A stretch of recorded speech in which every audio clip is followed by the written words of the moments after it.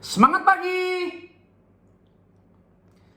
Pembahasan kita hari ini, apa saja hak-hak tersangka dan terdakwa dilihat dari kitab Undang-Undang Hukum Acara Pidana.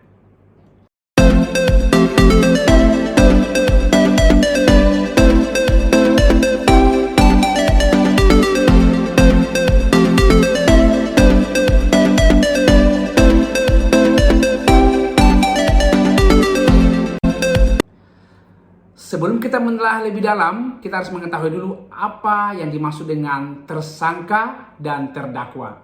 Tersangka di sini adalah seorang yang karena perbuatannya atau keadaannya berdasarkan bukti permulaan patut diduga sebagai pelaku tindak pidana atau dikenal dengan delik. Ini diatur di pasal 1 butir 14 Kitab Undang-Undang Hukum Acara Pidana.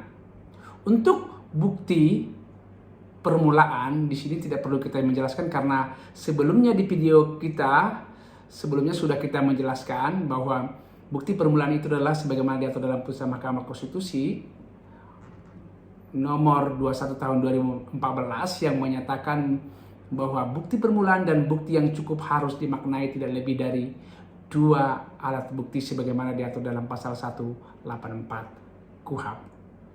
Sedangkan terdakwa sendiri adalah seorang tersangka yang dituntut, diperiksa, dan diadili di sidang pengadilan. Regulasi ini kita bisa lihat di pasal 1 butir 15 Kitab Undang-Undang Hukum Acara Pidana. Jadi di sini kita melihat ya, hak-hak tersangka dan terdakwa ada diatur regulasinya di KUHP. Yang pertama kita melihat di pasal 50 itu ayat 1 yang mengatakan bahwa tersangka berhak segera mendapat pemeriksaan oleh penyidik dan selanjutnya dapat diajukan kepada penuntut umum. Jadi setelah penyidik melakukan proses penyidikan kemudian mengerimkan berkas perkara, itu tahap pertama. Setelah P21 atau lengkap itu baru diserahkan tahap kedua, yaitu penyerahan tersangka dan barang bukti sehingga sempurna penyidikan yang dilakukan oleh penyidik. Kemudian jaksa penuntut umum menerima berkas dan tersangka dan barang bukti lengkap. Kemudian juga tersangka berhak perkara yang segera dimajukan ke pengadilan oleh penuntut umum. Nah ini dia. Jadi setelah berkas dan tersangka dan barang bukti tadi sudah diserahkan penyidik ke jaksa penuntut umum, itu harus segera dilimpahkan ke pengadilan. Kemudian terdakwa juga berhak segera diadili di pengadilan. Jadi setelah semua include sudah lengkap, itu harus segera diadili di pengadilan. Kemudian di pasal 51 yang menyatakan bahwa tersangka berhak untuk diberitahukan dengan jelas dalam bahasa yang dimengerti olehnya tentang apa yang disangkakan kepadanya pada waktu pemeriksaan dimulai.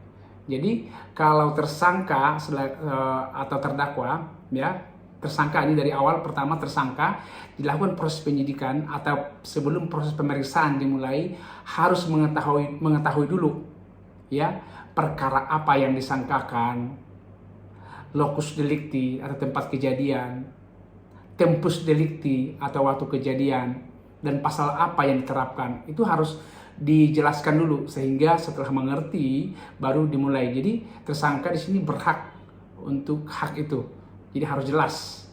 Ya, jadi terdakwa juga berhak untuk diberitahukan dengan jelas dalam bahasa yang dimengerti olehnya tentang apa yang didakwakan kepadanya. Jadi pada tahap persidangan itu pada waktu jaksa membacakan dakwaannya itu harus jelas. Jadi terdakwa tadi harus memahami dulu apa ya dakwaannya yang didakwakan kepada si terdakwa. Kemudian di pasal 52 yang menjelaskan juga dalam hal pemeriksaan pada tingkat penyidikan dan pengadilan, tersangka atau terdakwa itu berhak memberikan keterangan secara bebas kepada penyidik atau hakim. Jadi tidak ada intervensi dari pihak manapun, bebas memberikan keterangan di sana. Itu haknya. Kemudian di pasal 53 juga mengatakan bahwa dalam hal pemeriksaan pada tingkat penyidikan dan pengadilan, tersangka atau terdakwa tidak paham bahasa Indonesia berhak untuk setiap waktu mendapatkan bantuan juru bahasa. Mungkin salah satu adalah tersangkanya berkewarganegaraan asing, misalnya tidak memahami bahasa Indonesia, boleh itu akan dihadirkan sebagai bantuan juru bahasa. Kemudian juga apabila tersangka atau terdakwa bisu atau tuli, ini juga berhak atas orang untuk penerjemah. Dapat kita melihat di pasal 178 di sini. Jadi itu juga menjadi hak dari tersangka atau terdakwa.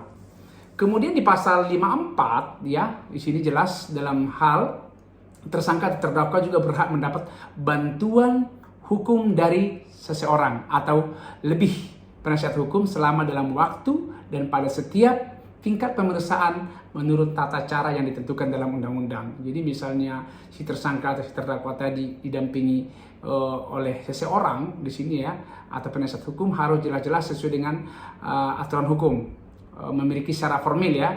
Misalnya penasihat hukum berarti kan harus tunduk kepada undang-undang advokat, Undang-Undang Nomor 18 Tahun 2003. Jadi bukan bisa siapapun, wah itu tidak. Ya, jadi ada aturan tata cara, ada regulasinya, siapa secara formil yang berhak untuk mendampingi, itu maksudnya. Jadi kemudian untuk mendapatkan penasihat hukum di sini juga, ya tersangka atau terdakwa berhak memilih sendiri, ya siapa saja penasihat hukumnya, itu boleh diberikan hak untuk tersangka dan terdakwa. Di pasal 56 juga diatur bahwa dalam hal tersangka atau terdakwa disangka atau didakwa melakukan tindak pidana yang diancam dengan pidana mati atau ancaman pidana 15 tahun atau lebih, atau bagi mereka yang tidak mampu dengan ancaman pidana 5 tahun ke atas atau lebih ya, tidak mempunyai penasihat hukum sendiri, pejabat yang bersangkutan pada semua tingkat pemeriksaan dalam proses peradilan wajib menunjuk penasihat hukum bagi mereka sebagai tersangka terdakwa. Jadi di dalam hal ini pun apabila setiap penasihat hukum yang ditunjuk tadi bertindak untuk membela si tersangka terdakwa tadi, ini adalah memberikan bantuan dengan cuma-cuma. Itu diatur, ada regulasinya secara undang-undang. Jadi hak-hak tersangka atau terdakwa di sini dilindungi.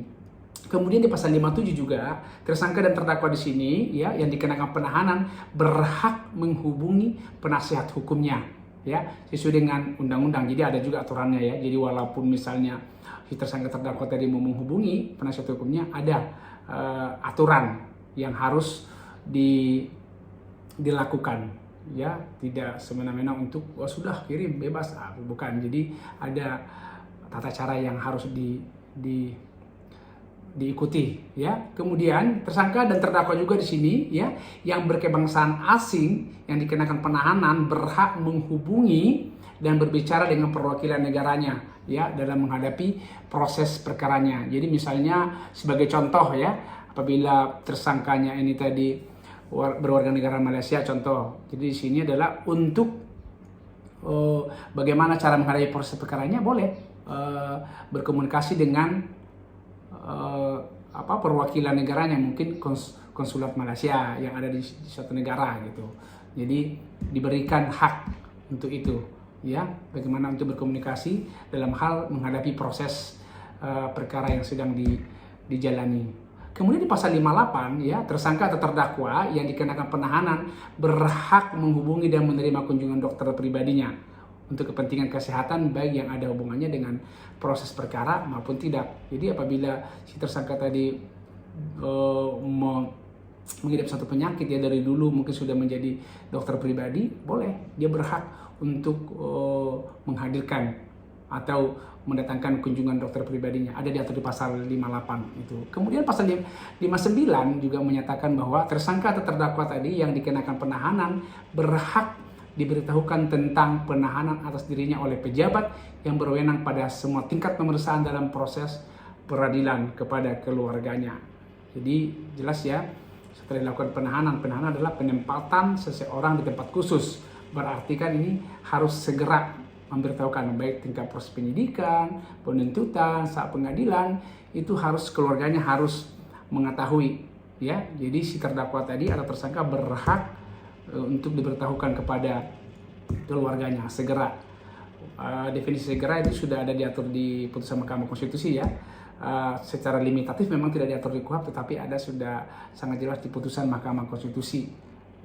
Frasa segera itu bisa juga nanti tonton di video saya berikutnya, apa itu frasa segera ya.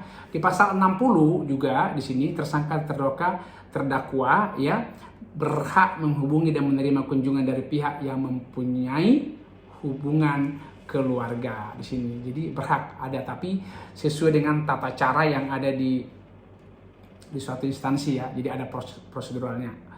Kemudian di pasal 62 juga menyatakan bahwa tersangka dan terdakwa tadi berhak mengirim surat kepada penasihat hukumnya dan menerima surat dari penasihat hukumnya dan keluarganya setiap kali yang diperlukan olehnya. Untuk keperluan itu bagi tersangka dan terdakwa disediakan alat tulis untuk menulis. Itu ya, itu diatur. Dan kemudian surat menyurat antara tersangka atau terdakwa tadi dengan penasihat hukumnya ya atau keluarganya tadi tidak diperiksa oleh penyidik, penuntut umum, hakim atau pejabat rumah tahanan, tetapi kecuali ya jika terdapat cukup alasan untuk diduga bahwa surat menyurat itu disalahgunakan. Apabila itu ya dalam hal surat untuk tersangka terdakwa itu ditilik oleh pejabat tadi ya atau diperiksa oleh penyidik, penuntut umum, ya, hakim, pejabat rumah tahanan negara, ya, hal itu diberitahukan kepada tersangka atau terdakwa bahwa surat tersebut dikirim kembali kepada pengirimnya setelah dibubuhi cap yang berbunyi telah ditilik atau sudah diperiksa. Itu maksudnya. Jadi ada aturan yang harus dijalani. Kemudian pasal 63, tersangka atau terdakwa berhak menghubungi dan menerima kunjungan dari rohaniawan. Jadi siapapun apapun agamanya ya, agama yang berlaku di negara kita itu berhak siapapun. Jadi ada time-nya ya, ada waktunya di suatu instansi nanti apabila dilakukan penahanan. Jadi berhak dikunjungi oleh rohaniawan. Di pasal 64 juga terdakwa berhak untuk dihadiri di sidang pengadilan terbuka untuk umum. Walaupun kita mengetahui bahwa sidang ada dua, ada juga tertutup untuk umum, ada terbuka. Tetapi si tersangka atau terdakwa berhak untuk disidangkan di pengadilan terbuka untuk umum. Di pasal 65 juga menyatakan bahwa tersangka atau terdakwa berhak untuk mengusahakan dan mengajukan saksi dan atau seseorang ya yang memiliki keahlian khusus guna memberikan keterangan yang menguntungkan bagi dirinya. Jadi misalnya tersangka, terdakwa, apabila dalam proses penyidikan baik sampai proses pengadilan, apabila menurut tersangka terdakwa tadi ada saksi yang menurutnya meringankan atau menguntungkan baginya, boleh, ada aturannya, itu haknya, boleh. Terus di pasal 66 juga menyatakan bahwa tersangka atau terdakwa tidak dibebani kewajiban pembuktian. Jadi dalam proses penyidikan, baik dalam tahap proses peradilan ya, di sini dalam hal penyidikan, penyidik tidak mengejar pengakuan di sini. Dan juga dalam persidangan, hakim tidak mengejar pengakuan. Intinya, apabila minimal 2 alat bukti sebagaimana diatur 184 KUHP dan ditambah keyakinan hakim bahwa terdakwalah yang benar-benar melakukan suatu delik atau tindak pidana, itu baru dilakukan putusan. Tetapi kalau terdakwa tadi mungkin dalam hal memberikan keterangan berbelit-belit, itu menjadi penilaian bagi hakim. Karena bagaimana dalam proses persidangan mempersulit jalannya suatu proses persidangan. Tapi intinya adalah untuk pegangan hakim untuk menjatuhkan pidana itu sudah jelas diatur, ya. Terus di pasal 67 terdakwa berhak untuk minta banding terhadap putusan pengadilan tingkat pertama. Jadi kalau misalnya si terdakwa tadi tidak menerima atau tidak puas dengan putusan tingkat pertama, itu boleh melakukan upaya hukum lagi ke pengadilan tinggi tahap upaya hukum banding. Apabila juga tidak puas dalam hal putusan dari pengadilan tinggi, boleh melakukan upaya hukum lagi tahap kasasi ke Mahkamah Agung. Apabila juga setelah diputus juga tidak puas, boleh melakukan upaya hukum luar biasa apabila ada novum baru. Bisa melakukan upaya hukum peninjauan kembali. Itu ada haknya di situ. Boleh bebas di sana melakukan. Kemudian di pasal 68 ya, tersangka atau terdakwa atau terpidana berhak menuntut ganti kerugian dan rehabilitasi apabila ditangkap, ditahan, dituntut, diadili atau tindakan lain tanpa alasan berdasarkan undang-undang atau karena kekeliruan mengenai orangnya atau hukum yang diterapkan. Itu bisa kita lihat pasal 68, itu boleh diajukan. Mungkin salah satu instrumen yang bisa dipakai adalah dengan cara upaya hukum pra-peradilan. Jadi gitu. Jadi sangat jelas ya, seluruh para law enforcement dalam melakukan upaya atau upaya paksa, proses penyidikan sampai proses pengadilan, persidangan ya, itu semua ada regulasinya. Jadi ada aturan yang mengatur secara mereka bekerja secara profesional dan proporsional. Jadi sangat jelas di sini ya. Jadi mungkin demikian edukasi hukum kita hari ini. Semoga bermanfaat bagi kita semua. Salam sukses.